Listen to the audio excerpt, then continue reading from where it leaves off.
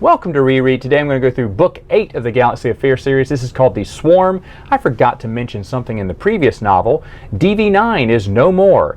After getting beat up and torn up during the Army of Terror adventure, it is said that Hoole let him go so he could live a peaceful life. His servo motors, DV said, could not take any more excitement.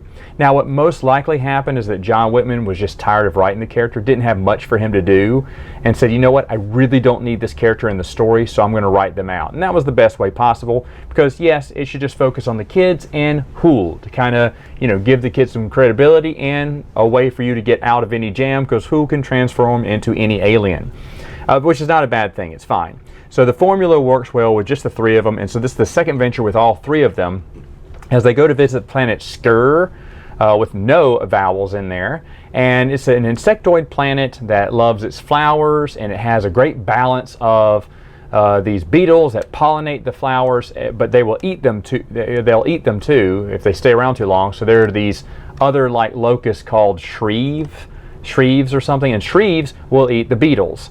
And as long as there's a good balance between shreve and beetle, balance is restored in the garden, the area that they've set in. There is someone, he's a caretaker, he's famous on his planet, only on his planet, where he writes poetry, and he's also a warrior, because you are lovers and warriors. That's their mentality on the planet.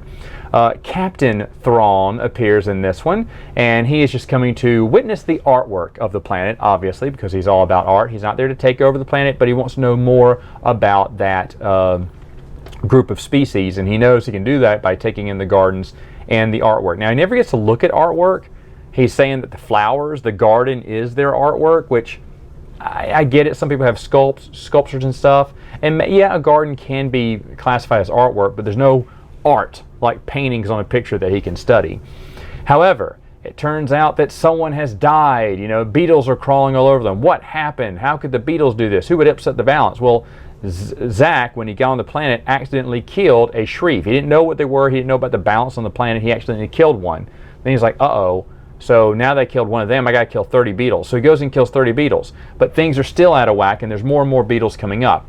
Turns out it wasn't Zach. It was the caretaker himself, who's kind of gone, they don't really explain this very well, but he's kind of gone crazy, I guess. And the beetles are their, prehistoric ancestors. It's where they evolved from. So he just wants them to take back the Earth, the planet.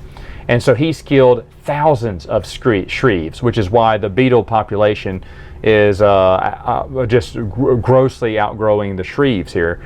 And so basically it's a battle of running away from bugs.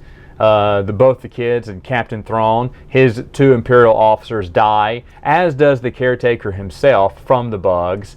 And at the end, they're all able to escape. Balance will be restored on the planet again. I don't precisely know how, but it's said that they will. And of course, at the end of it, on the epilogue, we have to have our, twist ending, and it's a beetle has made it on their planet and onto their ship.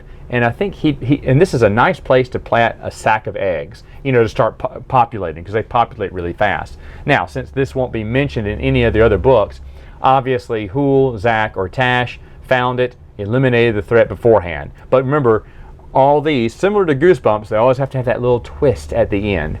Overall, this is a fine story. I used to love this story, but one little thing. Captain Thrawn does not quite act like he's written from Timothy Zahn's Thrawn, meaning he's just as clueless as the kids to what the mystery is. He goes for the obvious subject, the obvious, logic and whatnot.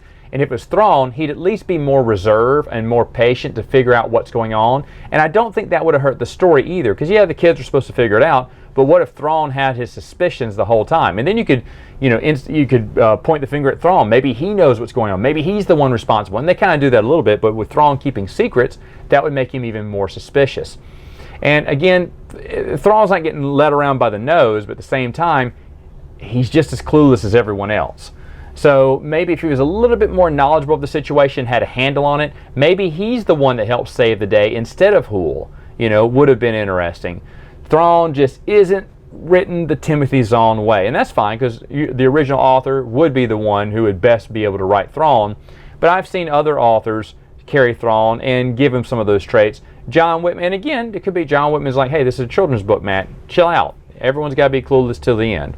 I get it. I get it. It's not really that big a complaint, but it is a minor complaint after reading it a second time. Overall, the story is interesting. It's an easy read, just like all these are, and they are very entertaining. All right, folks, that's it for now. See you next time.